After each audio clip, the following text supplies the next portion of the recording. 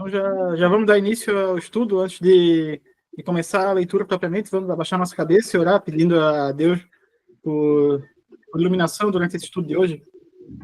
Obrigado por cada vida aqui presente nesse estudo. Permita que teu Santo Espírito venha habitar em nosso coração, abrindo nossos ouvidos, abrindo nosso entendimento, para que a gente possa compreender perfeitamente tua palavra e entender o que ela tem a dizer para nós hoje. Apesar de falho, pecador, usa-me e permita que eu não atrapalhe o estudo de hoje e possa ser útil mais uma vez. Muito obrigado, Pai. Amém. Então, em continuidade aos capítulos da semana passada, que a gente viu a reconciliação de Esaú e Jacó, que depois disso Jacó foi morar lá em Siquém, no coração de Canaã, onde ele ergueu um altar e restabeleceu o culto a Deus. Posteriormente, houve um incidente lá que a filha dele, a Diná, foi sequestrada, e os filhos de Jacó armaram uma vingança e exterminaram todo mundo daquela cidade. Fizeram com que o povo fizesse a circuncisão, e após a circuncisão, 3 dias depois, quando todos estavam no pós-operatório ali doentes, foram lá e covardemente mataram todo mundo da cidade. E com isso, os planos de Jacó de habitar naquela região tinham sido arruinados. Ele ia precisar agora de um recomeço. Então, vamos iniciar a leitura do capítulo 35 de Gênesis. Disse o Senhor a Jacó: suba a Betel, estabeleça-se lá, e faça um altar ao Deus que lhe apareceu quando você fugia do seu irmão Esaú. Então, Deus que veio falar com Jacó depois daquela tragédia ali em Siquém. Talvez ele estivesse abatido e até se sentindo, quem sabe, abandonado por Deus, mas Deus tem misericórdia e vai ao encontro dele. E lembra ele dos votos que fez anos antes, para ele ir até Betel, o lugar onde ele teve o primeiro encontro com Deus, e ele habitar lá, não ficar só de passagem. A ida para Betel deveria ser definitiva. E também erguer um altar naquele lugar. É a primeira vez que a gente vê Deus mandando alguém erguer um altar, porque os outros patriarcas antes, todos voluntariamente ergueram um altar.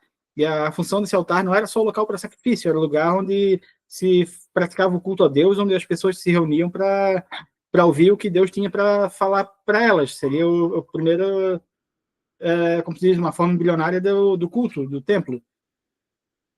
Disse, pois, Jacó a sua casa e a todos que estavam com eles: livrem-se dos deuses estrangeiros que estão entre vocês, purifiquem-se e troquem de roupa. Essa ordem aqui não foi dada só para a esposa e para os filhos de Jacó, é para todos que pertencem ao clã dele. Deus dá 2 ordens bem claras que Jacó transmite aqui: livrar-se dos deuses estranhos que haviam entre eles, os chamados terafins, e purificar-se. Isso indica que talvez algumas pessoas do clã ainda tinham traços de crença pagã, e Jacó fazia vista grossa para isso.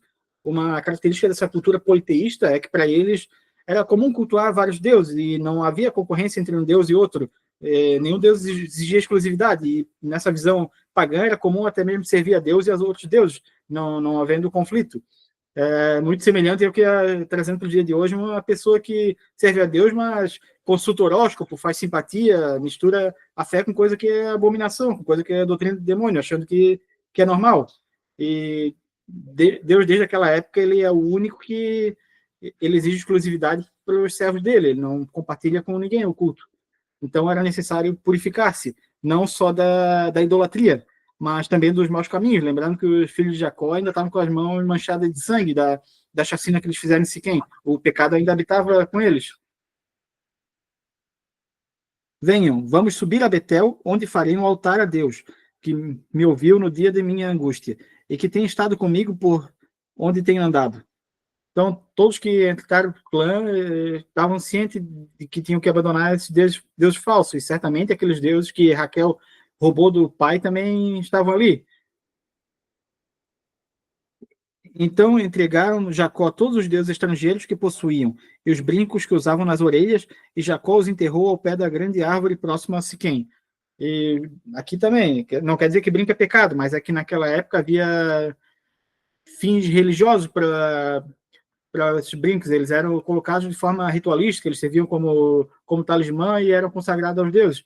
E ele escondeu aqui todos esses objetos de idolatria para que ninguém arrependido viesse atrás, ou se ele fosse derreter, querer reutilizar. Então, foi para se livrar de vez, inutilizar esses objetos de adoração a outros deuses.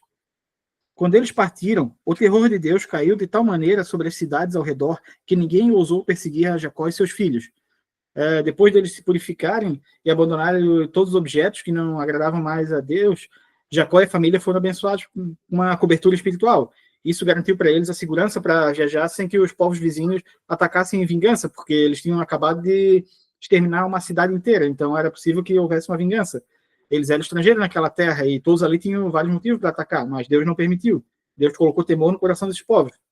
E na tradição judaica tem uma versão diferente. No Midrash Yavsal afirma que os reis daquela região tinham se unido para atacar Jacó, mas todos eles foram derrotados. E isso fica subentendido lá em Gênesis 48, 22, quando Jacó menciona ter dado um monte de terra dos inimigos para José, interpretando a evidência que ele conquistou e derrotou aqueles povos. Jacó e todos que com ele estavam chegaram à luz, que é Betel, na terra de Canaã. Nesse lugar construiu um altar e lhe deu o nome de El Betel, porque ali Deus havia se revelado a ele quando fugira de seu irmão. A palavra El, que a gente vai ver várias vezes, El Shaddai, El Elyon, é o prefixo para Deus, então El Betel seria o Deus de Betel. Débora, ama de Rebeca, morreu e foi sepultada perto de Betel, ao pé do carvalho, que por isso foi chamado de Alon Bacuti. A Débora, para quem não se lembra, ela era aquela ama que Rebeca, desculpa, quando foi trazida com Eliezer para se casar com Isaac, ela veio junto. E certamente a mãe dele, a Rebeca, já estava morta nesse momento e por um apego emocional, talvez ela era uma figura materna para Jacó, ele ficou cuidando dela na velhice. E o nome aqui, Alon Bacuti, significa Carvalho das Lágrimas. Então, realmente, ela era uma pessoa muito querida para ele. E essa morte abalou ele. Depois que Jacó retornou de Padã Arã, Deus lhe apareceu de novo e o abençoou. Então, só quando ele já estava estabelecido lá em Betel, depois que ele saiu daquela região, e Deus voltou a falar com ele, dizendo: seu nome é Jacó, mas você não será mais chamado Jacó. Seu nome será Israel. Assim lhe dou o nome de Israel. A mudança de nome já havia sido estabelecida anteriormente quando ele lutou com Deus, mas agora era o momento de renovação, de confirmação dessa nova identidade de Jacó. E Deus ainda lhe disse: eu sou o Deus Todo-Poderoso. Seja prolífero e multiplique-se. De você procederão uma nação e uma comunidade de nações, e reis estarão entre os teus descendentes.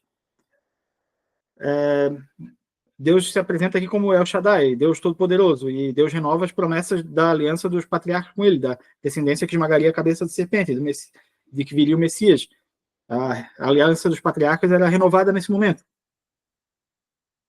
A seguir, Deus levantou-se do lugar de onde estivera com Jacó. Jacó levantou uma coluna de pedra no lugar em que Deus lhe falara e derramou sobre ela uma oferta de bebidas e ungiu com óleo. Jacó deu o nome de Betel ao lugar onde Deus tinha falado com ele.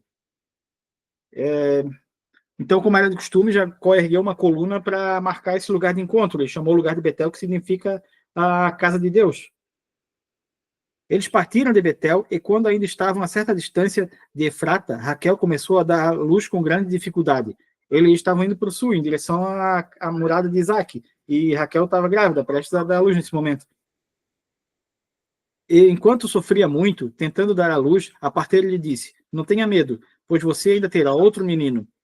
O texto original está escrito assim, que você teve um menino. A intenção é comparar o segundo filho com o primeiro, porque lembrando que ela já teve o José anteriormente, e era comum nessa época a mortalidade, os partos não tinham tanto auxílio como tem hoje em dia. Já a ponto de sair-lhe a vida, quando estava morrendo, deu ao filho o nome de Benoni, mas o pai lhe deu o nome de Benjamim. Ao sair a vida era a forma de expressar que ela estava morrendo, porque a morte nada mais é do que a alma sair do corpo. E a escolha do nome Benoni significa filho da dor, da tristeza. Mas Jacó, que já pela vida inteira carregou o fardo de ter um nome ruim, não permitiu que esse nome fosse dado para o filho. Ele dá ao filho o nome de Benjamim, que significa filho da alegria, ou da mão direita. Ele quis ressignificar esse momento de dor, transformando em um momento de alegria. Assim morreu Raquel e foi sepultada junto ao caminho de Efrata, que é Belém. Sobre a sua sepultura, Jacó levantou uma coluna e até o dia de hoje aquela coluna marca o túmulo de Raquel. O dia de hoje descrito aqui é a data em que Gênesis foi escrito, os tempos de Moisés. Até a data que Moisés escreveu Gênesis, essa coluna de pedra ainda marcava o local que Raquel foi sepultada. E nessa mesma região, em Belém, como todo mundo sabe, futuramente nasceria Jesus. E o profeta Jeremias, lá em Jeremias 35:15, fala que Raquel chora por seus filhos, profetizando que ali onde ela foi enterrada seria onde Herodes ia futuramente matar todas aquelas crianças de até 2 anos de idade. Israel partiu novamente e armou acampamento adiante de Migdal-Eder. Migdal seria uma torre que tinha nesse local. Na época em que Israel vivia naquela região, Rubem deitou-se com Bila, concubina de seu pai. E Israel ficou sabendo disso. E Jacó teve 12 filhos. Então, o Rubem era o primogênito, ele desonrou o pai. A Bíblia não dá muitos detalhes sobre esse acontecimento, só que Jacó ficou sabendo e não fez nada a respeito, ele só ficou sabendo. Mas a tradição judaica ela tem versões diferentes sobre esse acontecimento. O Talmud tenta amenizar o caso, dizendo que Rubem não teve relações com a concubina do pai, ele apenas mexeu na cama do pai, tirou ela do lugar, indignado porque o pai estava dando mais atenção para essa concubina, lembrando que essa concubina era a serva da Raquel, a esposa favorita, e a Lia, que era a outra esposa, continuava sendo desprezada. Então ele fez isso por ciúme, por proteção à mãe. E esse fato vai fazer com que Rubem perca o direito dele de primogenitura, como é dito lá em 1 Crônicas 5, do 1 ao 2. Esses são os filhos de Rubem, filho mais velho de Israel. De fato, ele era o mais velho, mas por ter desonrado o leito de seu pai, seus direitos de filho mais velho foram dados aos filhos de José, filho de Israel, de modo que não foi listado nos registros genealógicos como primeiro filho. Embora Judá tenha sido o mais poderoso dos seus irmãos, e dele tenha havido um líder, os direitos de filho mais velho foram dados a José. Então, a partir desse versículo que a gente vai ver agora, vai ser listado pela primeira vez as 12 tribos de Israel. Esses foram os filhos com Lia: Rubem, o filho mais velho de Jacó, Simeão, Levi, Judá, Isacar e Zebulon. Os filhos aqui vão ser listados por ordem de sucessão. O Rubem, como dito anteriormente, perdeu a primogenitura ao desonrar o pai. Já Simeão e Levi, por conta daquele massacre em Siquém, também eles se tornam indignos. Então, Judá passaria a ser o portador das bênçãos na linha cronológica. Esses foram os filhos com Raquel, José e Benjamim. Esses foram os filhos com Bila, serva de Raquel, Dan e Naphtali. Esses foram os filhos de Zilpa, serva de Lia, Gad e Aser. Foram esses os filhos de Jacó, nascidos em Padã Aram. Todos, com exceção de Benjamim, que nasceu em Efrata, nasceram que seria Belém. O resto nasceu nessa região, em Padã Aram, lá quando ele estava na casa do sogro, em Labão. E algo surpreendente que a Bíblia mostra para a gente é que os improváveis são os escolhidos por Deus. Em tantas gerações até aqui, nenhum dos primogênitos aos modos humanos é o escolhido, é sempre o segundo filho, é sempre a mulher estéril, sempre de uma forma totalmente improvável. Depois Jacó foi visitar o pai Isaac em Mari, perto de Kiriat Arba, que é Hebron, onde Abraão e Isaac tinham morado. Isaac viveu 180 anos, morreu em idade bem avançada e foi reunido a seus antepassados, e seus filhos Esaú e Jacó o sepultaram. Então aqui não descreve quanto tempo Jacó ficou morando ali com o pai. E Isaac viveu 40 anos a mais do que ele planejava, lá quando ele quis transferir a bênção. Ele achou que ia morrer e durou mais 40 anos. Ele foi o patriarca mais pacífico, que teve menos fatos extraordinários marcados. E foi enterrado na mesma sepultura que Abraão comprou lá para enterrar Sara. E a gente vê aqui também que Esaú e Jacó novamente se reencontram, desde que se reencontraram lá no Val do Jaboque. Isso mostra que, de fato, não tem mais ressentimento entre eles. Havia acabado toda a rusga, toda a intriga entre eles. Até aqui, tudo bem? Alguma pergunta? Então, vamos adiante. Temos um capítulo de genealogia para enfrentar agora. Lembrando que existia a profecia de que, apesar de ser o mais velho, o servo serviria o mais novo. E para encerrar o ciclo da Era dos Patriarcas, iniciar o ciclo da história de José, Moisés entendeu que era necessário narrar essa descendência de Esaú, que a gente vai ver aqui, até mesmo porque alguns povos narrados aqui vão estar presentes quando Moisés estiver cruzando... Moisés não, isso, com o povo no deserto, e eles vão se encontrar com esses povos e vão ter alguns problemas com eles. Então, para ele mostrar a origem deles, que veio de Esaú, ele entendeu por necessário fazer essa narrativa aqui da genealogia. Então, vamos ao capítulo 36. Essa é a história da família de Esaú, que é Edom. É, existem dois motivos de Esaú ser chamado de Edom, lembrando. O primeiro está relacionado ao nascimento dele, porque ele é descrito que ele nasceu extremamente peludo e ruivo. E o segundo se refere àquela refeição ensopada que Jacó deu para ele, que era um ensopado vermelho, que trocou a primogenitura. Esaú casou-se com mulheres de Canaã, com Ada, filha de Elon, o Hitita, e com Olibama, filha de Aná, a neta de Zibeão, o Eveu. Aqui são as duas mulheres que eram cananitas, que, daquela geração que Deus falou para não se casarem. E elas são descritas lá anteriormente por Rebeca como um motivo de desgosto. Elas traziam desgosto para Rebeca. E um detalhe interessante é que o nome das esposas mostrado aqui é diferente do que foi narrado lá no capítulo 26. Lá elas são chamadas de Judite e Basemate. E também com Basemate, filha de Ismael e irmã de Nebaiote. Então, essa aqui, Esaú, sabendo que o irmão Jacó ia lá para Padã para se casar com alguém da família, buscou um casamento na família também, não sei se vocês lembram, mas com a geração de Ismael, que Deus já tinha falado que não era eleita. E essa filha de Ismael também tem um nome diferente aqui. Lá em Gênesis 28, ela era chamada de Maalat. E, então, existem essas ocorrências na Bíblia, onde relatos diferentes podem narrar pessoas com nome trocado. Isso ocorre porque naquela época, naquela cultura, dependendo de algum evento marcante, a pessoa poderia ter o nome trocado, como a gente já viu Jacó trocando de nome para Israel, Abraão para Abraão e futuramente Saulo para Paulo.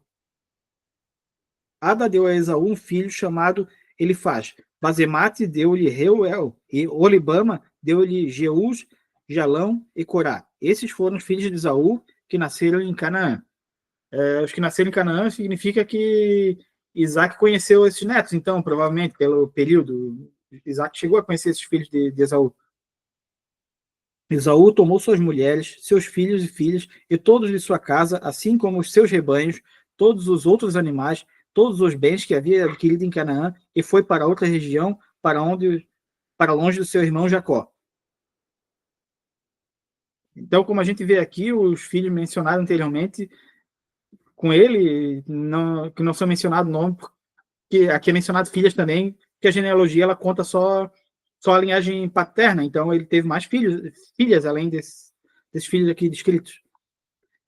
Os seus bens eram tantos que eles já não podiam morar juntos, e a terra onde estavam vivendo não podia sustentá-los por causa dos seus rebanhos. Aqui a gente vê um problema semelhante ao que Abraão teve com Ló. Eles precisaram se distanciar porque eles tinham um rebanho tão grande e a terra e a água não suportavam tanto rebanho, então precisou se distanciar. Por isso Esaú, que é Edom, fixou-se nos montes de Seir. Esse seria um local estratégico futuramente para a conquista da terra prometida. Esse é o registro da descendência de Esaú, pai dos Edomitas, nos montes Seir. Aqui Moisés repete a sentença dessa descendência de Esaú para dar ênfase a uma lista que vai ser extensiva agora. Não sabe qual a fonte que Moisés extraiu para listar esse nome, porque tem algumas repetições e tem alguns nomes que parecem meio confusos aqui. Esses são os nomes dos filhos de Esaú. Elifaz, filho de Ada, mulher de Esaú, e Reuel, filho de Basemate, mulher de Esaú. Esses foram os filhos de Elifaz: Temã, Omar, Zefô, Gaetã e Kenash. Elifaz, filho de Esaú, tinha uma concubina chamada Timna, que lhe deu um filho chamado Amaleque. Foram esses os netos de Ada, mulher de Esaú. Então, Amaleque seria o pai dos Amalequitas, aquele povo que vai entrar com guerra com Israel e vai ser derrotado por Saul, naquele incidente que Deus manda exterminar todas as pessoas daquele povo, mas Saul desobedece e mantém o rei vivo e também pega as recompensas, quando ele captura todos os tesouros e tem aquele conflito com Samuel depois. Esses foram os filhos de Reuel: Naate, Zerá, Samá, Mizá. Foram esses os netos de Basemate, mulher de Esaú. Esses foram os filhos de Olibama, mulher de Esaú, filha de Aná e neta de Zibeão, dos quais ela deu a Esaú: Jeús, Jalão e Corá. Esses foram chefes dentre os descendentes de Esaú. Os filhos de Elifaz, filho mais velho de Esaú: Temá, Omar, Zefô, Kenash, Corá, Gaetá e Amaleque. Foram esses os chefes descendentes de Elifaz em Edom, eram netos de Ada.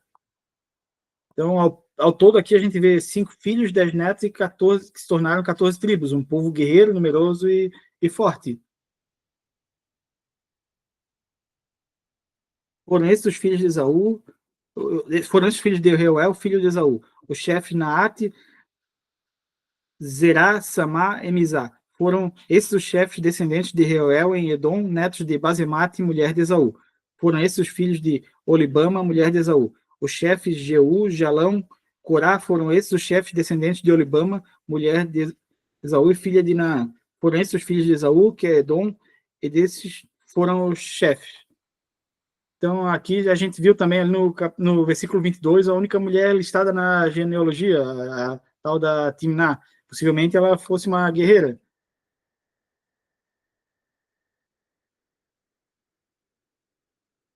Esses foram os filhos de Seir, o Oreu, que estava habitando naquela região de Lotã. Tobal, Zimeão e Aná. Aqui a gente vai ver a narrativa já dos Oreus, que era um povo que habitava aquela região antes de Esaú se instalar. Possivelmente eles foram exterminados pelo povo de Edom ou assimilados, e foram listados por Moisés aqui para nível de conhecimento, saber a história daquele povo. Dizon, Ezer e Dizan, esses filhos de Seir, foram chefes dos Oreus no território de Edom. Esses foram os filhos de Lotã. Ori, Remã, Timnã, era irmã de Lotã. Como dito aqui, a primeira mulher é narrada. Esses foram os filhos de Sobal. Alvã, Manate, Ebal, Zefô e Onã. Esses foram os filhos de Zibeão. Aiá e Aná. Esse foi Aná que descobriu as fontes de águas quentes no deserto, quando levava para pastar os jumentos de Zibeão, seu pai.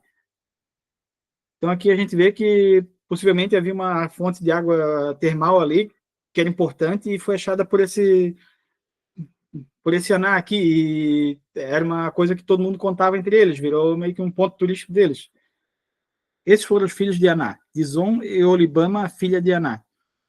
Talvez essa Olibama que a gente está vendo aqui é aquela que que foi listada lá no início como esposa de Esaú. Esses foram os filhos de Dizon, Edan, Esban, Itran e Querã. Esses foram os filhos de Ezer, Bilã, Zavã e Acã. Esses foram os filhos de Dizan, Uz e Arã. Esses foram os chefes dos Oreus, Lotã, Tobral, Zibeão, Aná, Dizon, Ezer e Dizan. Esses foram os chefes dos Oreus, de acordo com suas divisões tribais na região de Seir. Então aqui a gente vê 7 líderes Oreus que foram derrotados ou expulsos por Esaú dessa região. Esses foram os reis que reinavam no território de Edom antes de haver rei entre os israelitas. Então, aqui a gente vê que Israel ia demorar séculos para ter um rei, somente no período de Saul. E mostra que Edom desenvolveu um sistema monárquico antes de Israel e um progresso político que Edom tinha, embora fora da bênção messiânica. Belá, filho de Beor, reinou em Edom sua cidade chamada de Dinabá. Quando Belá morreu, foi sucedido por Jobade, filho de Zerá e Bozrã. Jobade morreu e Hussã, da terra dos Temanitas, foi seu sucessor. Hussã morreu e Hadad, filho de Bedade, que tinha derrotado os midianitas na terra de Moabe, foi seu sucessor. Sua cidade chamava-se Avite. Hadad morreu e Simlá de Masreca foi seu sucessor. Sanlá morreu e Saul de Rebeote, próxima de Eufrates, foi seu sucessor. Lembrando que esse Saul aqui não é aquele que é o rei de Israel, que ele nasceria séculos depois. Saul morreu e Baal Hanã, filho de Abor, foi seu sucessor. Aqui a gente vê o nome Baal pela primeira vez, o nome que seria daquele deus pagão idolatrado, mas Baal seria uma tradução para senhor. Baal Harã, filho de Acbor, morreu e Haddad foi seu sucessor. Sua cidade chamava-se Paú, e o nome da sua mulher era Matabel, filha de Metrade, neta de Mesabe. Esses foram chefes descendentes de Esaú, conforme seus nomes, clãs e regiões. Timná, Alva, Getete, Olibama, Elá, Pinom, Kenaz, Timã, Mibzar, Migdiel e Irã. Foram esses os chefes de Edom, cada um deles fixou-se numa região da terra que ocuparam. Os edomitas eram descendentes de Esaú. Então aqui a gente vê que Deus é fiel nas promessas. Ainda que Esaú não fosse o portador da bênção, da aliança, Deus cumpriu com o que disse a respeito dele ser pai de uma geração grande também.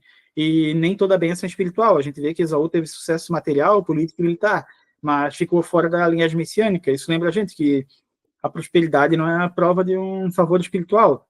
E também a gente vê a importância das gerações. A Bíblia valoriza profundamente a genealogia, não apenas como registro histórico, mas para mostrar a soberania de Deus ao longo do tempo. E também a relevância profética. Os Edomitas mais tarde se tornariam os inimigos persistentes de Israel. E esse capítulo ajuda a gente a entender a raiz desse conflito. Até aqui, tudo bem?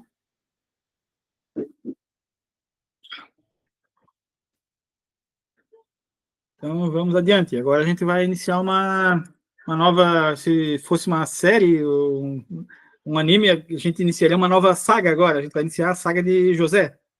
Esse capítulo aqui inicia a história de José, e para os primeiros leitores de Gênesis, ele explica como os hebreus, foram morar no Egito. Moisés escreveu isso aqui para eles entenderem como é que eles estavam morando no Egito, como é que eles foram se tornar escravos lá, e aqui mostra a origem, como eles saíram de Canaã e foram para lá. Muito bem, vamos iniciar então o capítulo 37. Jacó habitou na terra de Canaã, onde seu pai tinha vivido como estrangeiro. Aqui a gente vê o caráter de peregrino na terra, é destacado aqui de Jacó, em contraste com Esaú, que teve uma geração próspera, possuiu uma terra muito grande, possuiu reis. Jacó viveu como peregrino. Essa é a história da família de Jacó. Quando José tinha 17 anos, pastoreava os rebanhos com seus irmãos, ajudava os filhos de Bila e os filhos de Zilpa, mulheres de seu pai, e contava ao pai a má fama deles. Muito embora Moisés tenha introduzido como a história de Jacó, a partir daqui a gente vê José como protagonista. E seria mais para a história da descendência de Jacó, com ênfase em José, porque aqui a gente vai ver a descendência, as 12 tribos. E o fato é que a gente vê ali de José contando a má fama dos irmãos para o pai, pode ser entendido como uma forma que ele aumentava ou mentia a respeito da conduta deles. Ele era, digamos, um X9. E a gente vê lá no Midrash Bereshit Rabbah afirmando que José fazia 3 acusações graves contra os irmãos. Ele acusava eles de comerem carne arrancada de animal vivo, eles não respeitavam aquele rito kosher de abater o animal sem sofrimento. Eles eram suspeitos também de ter relações íntimas com as mulheres cananeias, uma prática proibida. E os filhos legítimos menosprezavam os filhos das concubinas, da Bila da Zilpa, chamando eles de servo.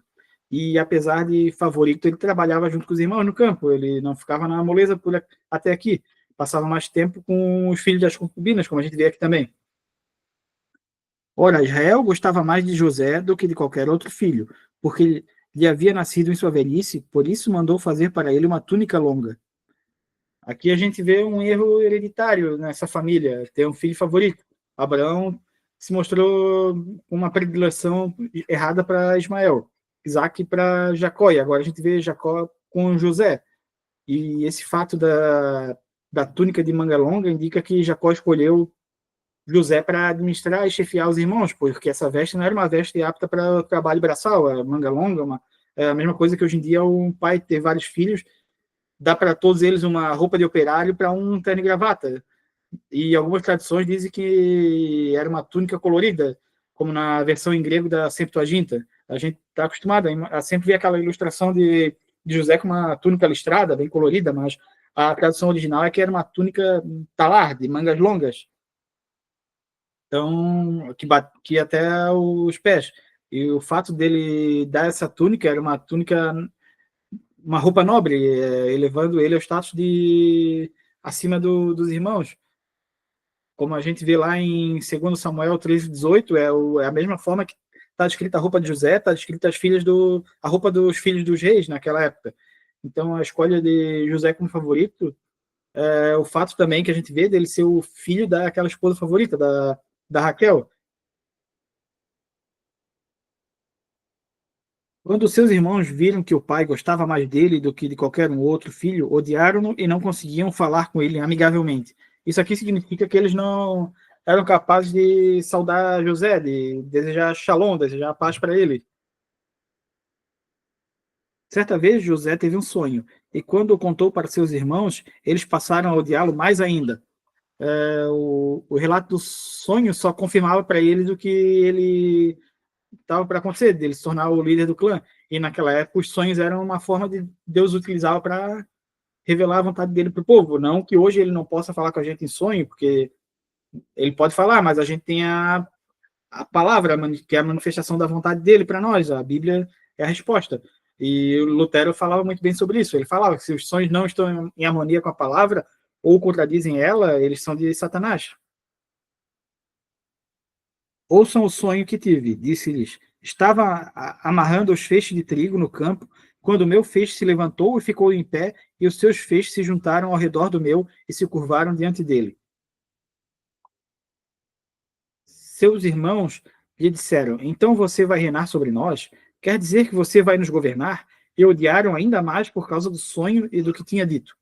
Os irmãos já interpretaram na hora o significado do sonho, e a resposta deles revela algo que já estava ciente em todos os indícios dados pelo pai, de ter o filho como favorito, daquela roupa, e isso fez com que eles odiassem também ele pela forma que ele falava do sonho. Talvez ele falasse com uma certa presunção, com uma certa arrogância.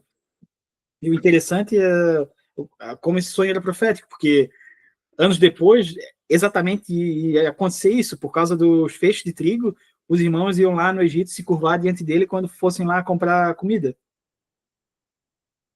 Depois teve outro sonho e o contou aos seus irmãos. Tive outro sonho, e dessa vez o sol e a lua e 11 estrelas se curvavam diante de mim.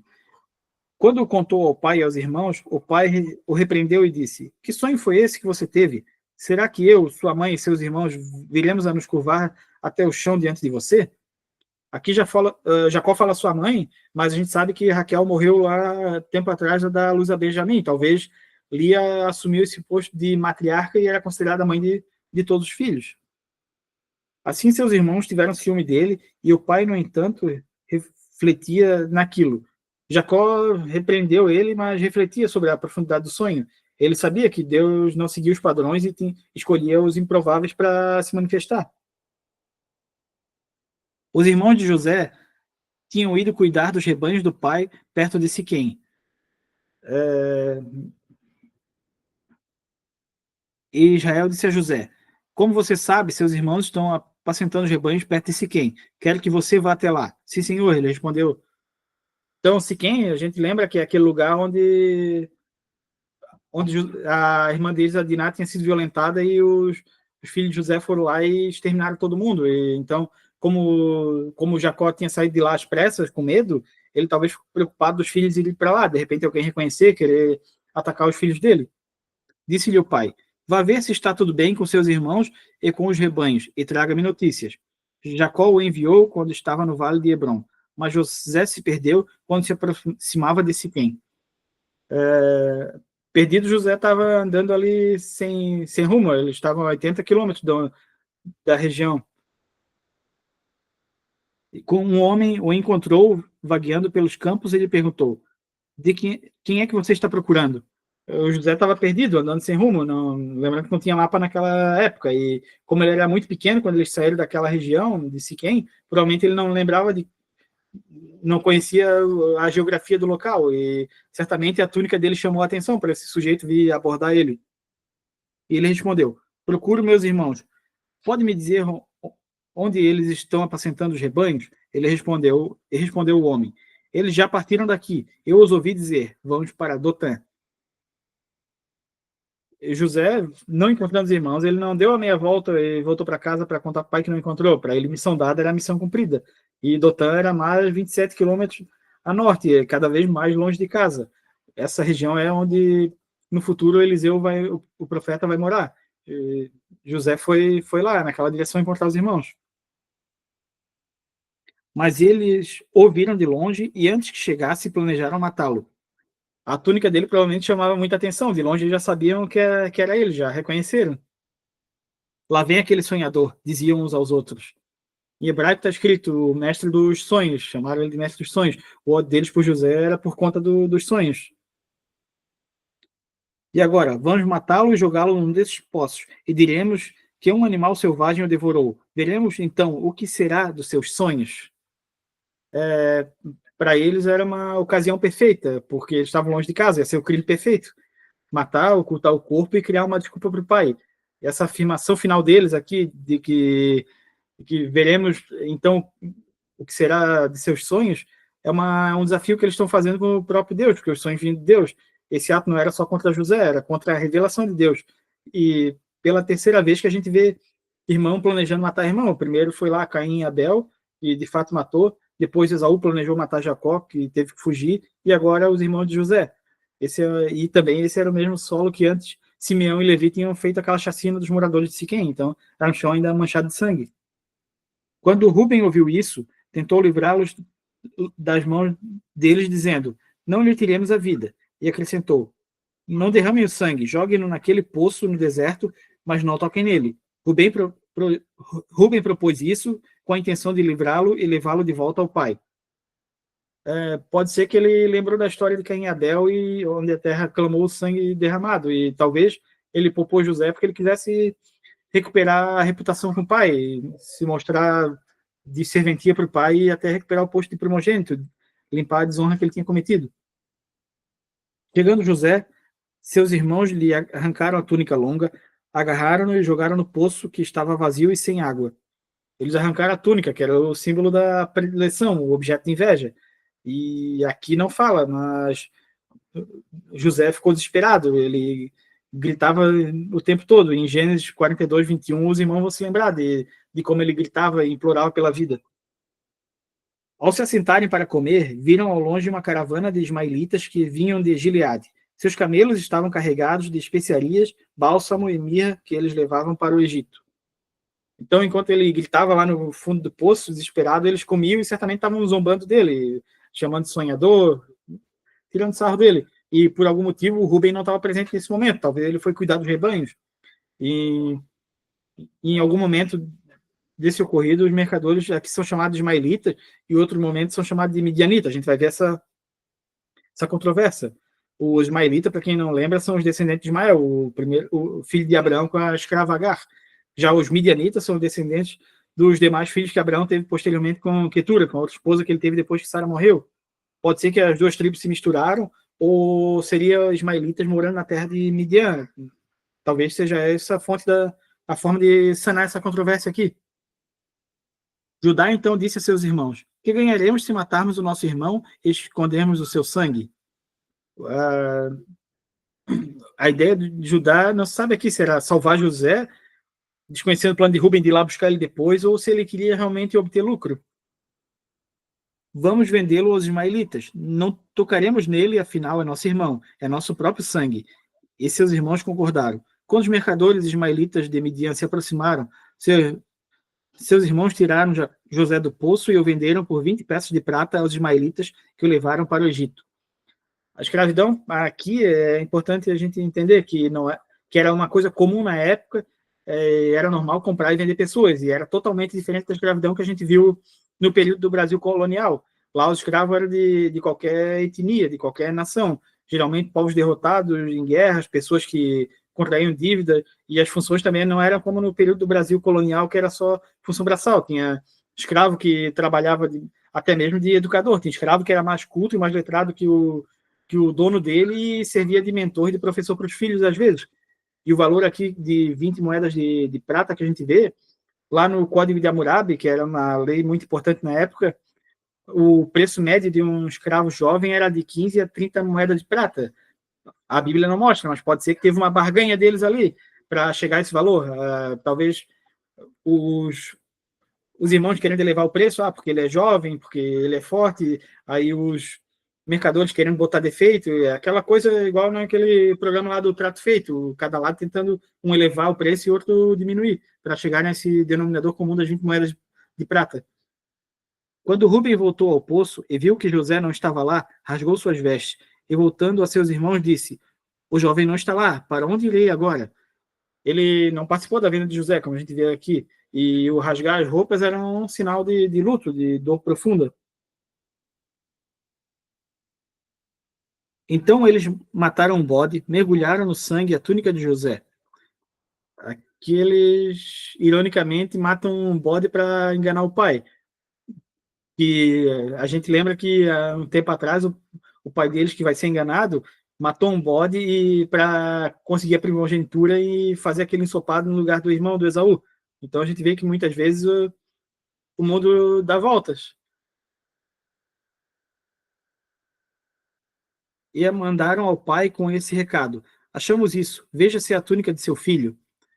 Eles não levaram pessoalmente a túnica para o pai, eles mandaram o servo apresentar. Talvez eles não queriam e não tiveram nem coragem de olhar no olho dele enquanto mentiam. Ele a reconheceu e disse: é a túnica de meu filho. Um animal selvagem o devorou. José foi despedaçado.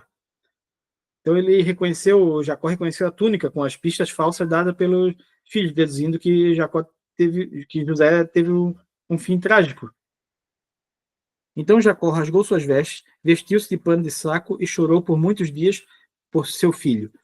Essa era uma expressão do Oriente Antigo para o luto. Rasgar a roupa, vestir de pano de saco. Todos os seus filhos e filhas vieram consolá-lo, mas ele recusou ser consolado, dizendo: não, chorando desceria à sepultura, para junto de meu filho, e continuou a chorar por ele. Os filhos, num ato de simulação, de psicopatia, foram lá tentar consolar o pai, sabendo que foram eles os culpados dessa dor. E para Jacó, essa dor não ia ter cura. Ele entendeu que ele ia descer à sepultura com esse luto eterno, era uma dor que ele nunca ia superar. Nesse meio tempo, no Egito, os midianitas venderam José a Potifar, oficial do faraó e capitão da guarda. O trajeto que os midianitas levaram para ir até o Egito passava pela casa de Jacó. Então veio José lá preso, acorrentado, viu a casa de longe, mas não pôde fazer nada. E a tradição judaica afirma que eles não foram, que esses que venderam ele no Egito não foram exatamente os mesmos mercadores que compraram José dos irmãos e levaram para o Egito. Mas tem uma explicação que ele foi revendido, podendo ter passado por vários donos. Até falam sobre, lá no Talmud, fala que até cinco mercadores, então ele foi passando de mão em mão. Isso pode ter levado muito tempo da venda dele pelos irmãos até chegar no Egito.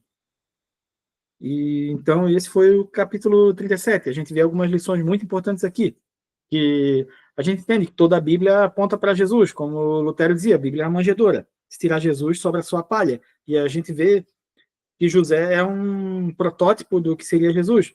Ele foi rejeitado, foi traído, não compreendido pelos seus, e mesmo assim ele não vai guardar rancor. E através do sofrimento dele, muitas vidas vão ser salvas.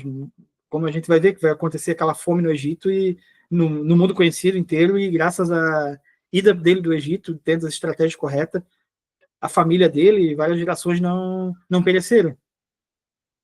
Até aqui, tudo bem? Tudo certo. Então, vamos para o capítulo 38. E a Bíblia é perfeita, é maravilhosa. Quem gosta de série, a gente sempre, quando está assistindo as séries, tem aquele episódio que acaba de uma forma bombástica, que a gente quer saber o que vem a seguir. E quando a gente vai assistir o próximo episódio para ver como se desenrolou aquilo, inicia uma outra história em outro arco e contando um outro núcleo. E a gente vai ver aqui uma história paralela nesse capítulo. Então, se querem saber o que vai acontecer com José, só semana que vem.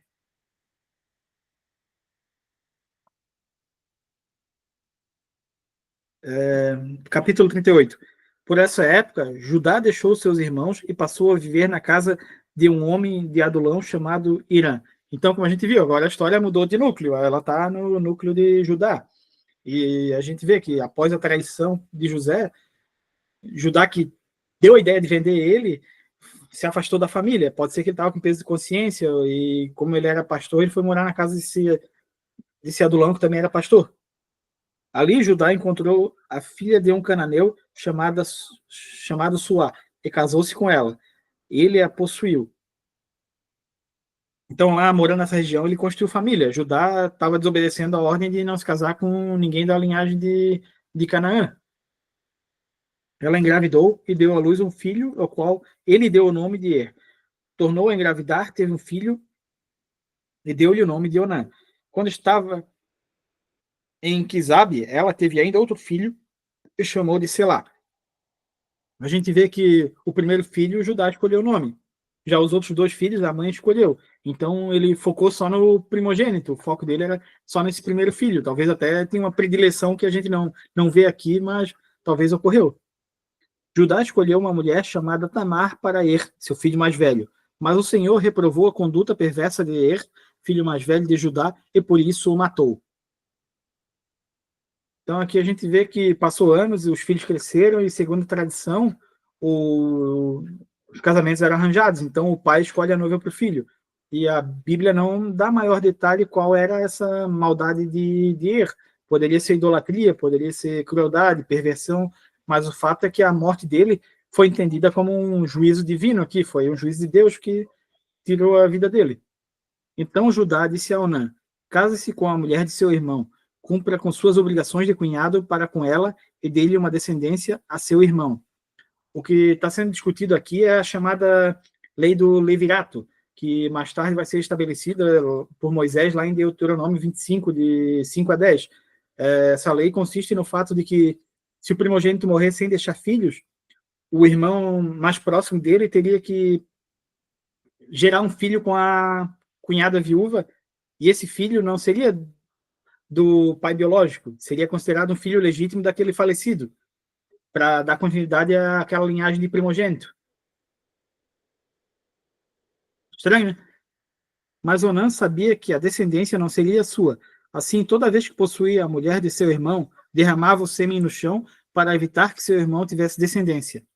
Ele sabia que essa união não ia trazer benefício nenhum para ele, e talvez até ia tirar ele da linha da primogenitura, porque o irmão não tendo filhos, ele poderia seguir a linha sucessória, e isso era uma desvantagem para ele. Então ele encontrou esse meio de nunca engravidar a viúva Tamar.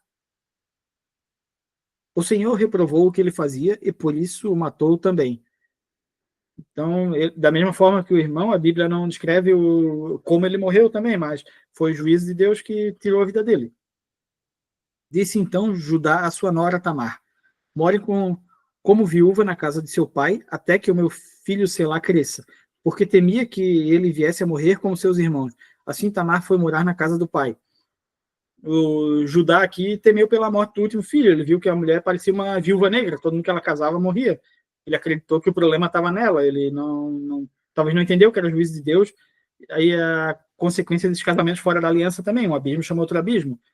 E, então ele mentiu para Tamar, mandou ela ir lá morar com os pais dela, ficar na condição de viúva, ficar guardando, porque esse filho ainda era muito jovem. Quando ele crescesse, se casaria com ela, mas a intenção de Judá não era essa.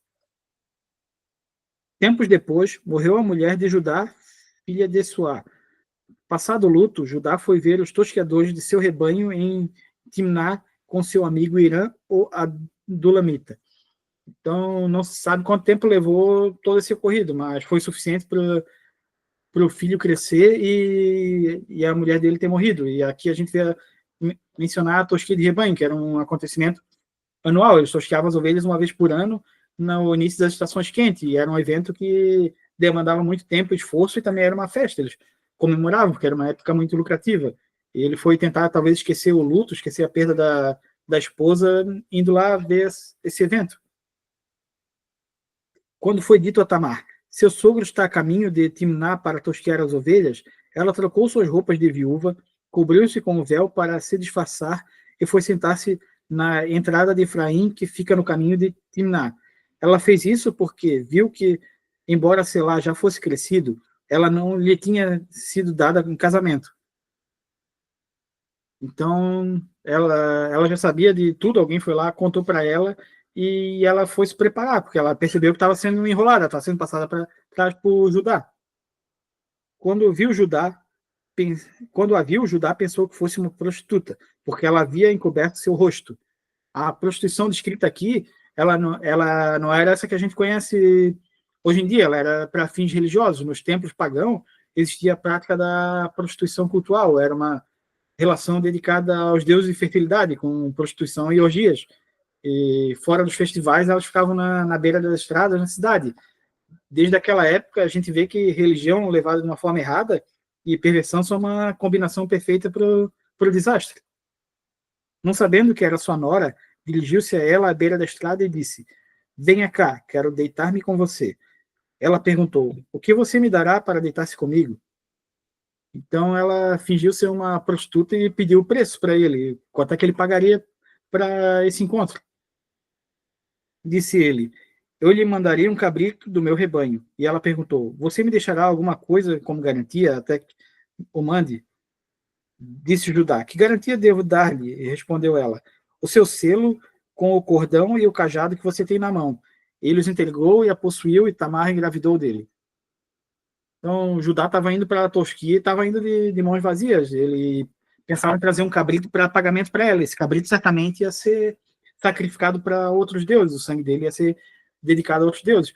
E como ele não tinha nada na mão, ela pediu uma garantia. E esse objeto que ela pediu pode parecer insignificante, mas era uma forma de identificação pessoal naquela época, como se fosse a carteira de identidade dele. O selo que ela pede é aquilo que hoje em dia é chamado de sinete, é o carimbo que, quando se derrama cera hoje em dia, ele confirma a marca da pessoa, o símbolo da pessoa. Hoje em dia existem duas formas: existe o sinete, que é um carimbo, e também através do anel, um anel com símbolo que é colocado na hora da correspondência. Nessa época aqui, como a escrita era geralmente feita em tábuas de argila da Suméria, então o que ele tinha era um cilindro, um rolo que ele carregava com um cordão no pescoço, que ele carimbava a assinatura dele nessas tábuas de argila. E os artesãos mais ágeis já faziam um anel com sinete. E o cajado, comumente usado pelos pastores, era também o símbolo de autoridade, de status social, e era comum ter marcas em talhos nele que revelassem de quem era o dono. Ou seja, os objetos penhorados aqui representavam a identidade de Judá. Judá estava cego por um desejo carnal a ponto de entregar a identidade dele. Isso é muito profundo. Ela se foi, tirou o véu e tornou a vestir-se com as roupas de viúva. Judá mandou o cabrito por meio de seu amigo Adulamita, a fim de reaver da mulher sua garantia, mas ele não a encontrou e perguntou aos homens do lugar: onde está a prostituta cultual que costumava ficar à beira do caminho de Enaim? Eles responderam: aqui não há nenhuma prostituta cultual. Então Judá cumpriu a parte dele em mandar o pagamento, mas ele mandou o amigo Adulamita, talvez porque ele tinha vergonha e para não chamar atenção, e não por honestidade, uma vez que ele sabia o problema que seria que esses objetos pessoais dele fossem encontrados na mão de uma prostituta. Mas Tamar tinha voltado para casa, ela voltou a roupa de viúva, se disfarçou. Assim ele voltou a ajudar e disse: não a encontrei. Além disso, os homens do lugar disseram que lá não há nenhuma prostituta cultual. Disse Judá: fique ela com o que lhe dei. Não quero que nos tornemos objeto de zombaria. Afinal de contas, mandei a ela esse cabrito, mas você não encontrou. A vergonha que ele menciona aqui deve ser o fato de que, se ele ficasse procurando muito, perguntando para muitas pessoas, logo ia se espalhar a notícia: lá o Judá, o crente, estava saindo com a prostituta. Ia ser algo vergonhoso.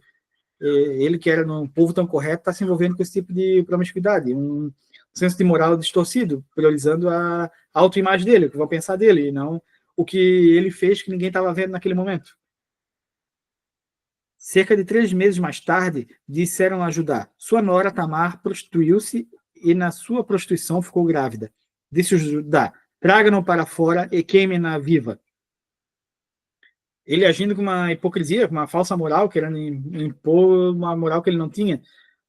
E essa hipocrisia dele, Jesus critica lá em Mateus 3,7, porque ele fala que você repara no cisco que está no seu olho, no olho do seu irmão, mas não se dá conta da viga que está no seu próprio olho. Ele era um hipócrita nesse momento. E como ela estava viúva, prometida para o filho de Judá, ela está grávida, implicava que ela cometeu uma transgressão muito grave, algo que levaria a essa pena de morte queimada viva, como vai ser escrito por Moisés lá em Levítico 21:9. Quando ela estava sendo levada para fora, mandou o seguinte recado ao sogro: estou grávida do homem que é dono dessas coisas, e acrescentou: veja se o senhor reconhece a quem pertence esse selo, esse cordão e esse cajado. Então, enquanto ela era arrastada para fora pelos homens lá de Judá, ela deve ter pedido para poder falar e levar esses objetos. Judá os reconheceu e disse: ela é mais justa do que eu, pois eu deveria tê-la entregue a meu filho Selá. E não voltou a ter relações com ela. Então ficou evidente que os objetos eram de Judá, não tinha como negar. E diante dessa exposição pública que ele mesmo promoveu, o pecado dele veio à tona, se tornou público, tendo que reconhecer a corrupção e o pecado dele. E porque ele não cumpriu a lei do levirato, enganou ela, e ela teve que encontrar um meio de fazer com que tivesse um filho da descendência dele. Ela teve que usar um meio enquanto ele tentou subverter. Quando ele chegou à época de dar à luz, havia gêmeos em seu ventre. Enquanto dava à luz, um deles pôs a mão para fora. Então a parteira pegou um fio vermelho e amarrou no pulso do menino, dizendo: esse saiu primeiro.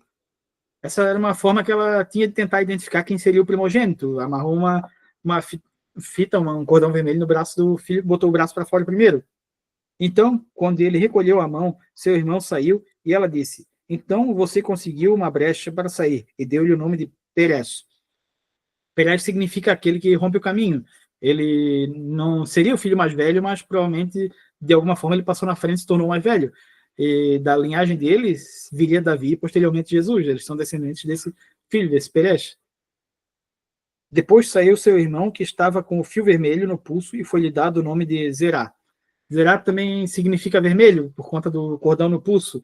E é interessante, a gente vê nesse capítulo uma reviravolta bem surpreendente, um capítulo cheio de moralidade que só pode ter sido colocado na Bíblia para a gente poder acompanhar a linhagem eleita de onde viria Jesus. Uma linhagem forjada pelo pecado, mas escolhida. Deus guardou o maior tesouro dele em um vaso de barro, como a gente vê aqui. Até aqui, tudo bem?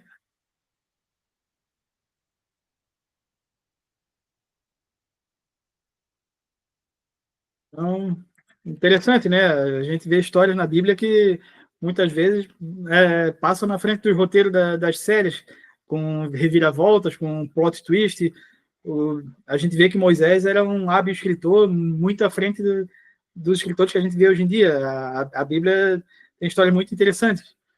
Tem gente que quer ler Senhor dos Anéis, quer ler Game of Thrones, e aqui tem uma história muito mais rica e real. Uma história com personagens imperfeitos, com personagens falhos, mas humanos. Então, acho que a gente pode encerrar o estudo de hoje. Semana que vem a gente vai continuar a história de José e seguir adiante. A gente está quase chegando no final do Gênesis, muito antes do que eu previa. Obrigado a todo mundo por ter participado. Até semana que vem. Obrigado. Valeu, Marquinhos. Até semana que vem. Obrigadão mais uma vez aí. Top demais. Tchau.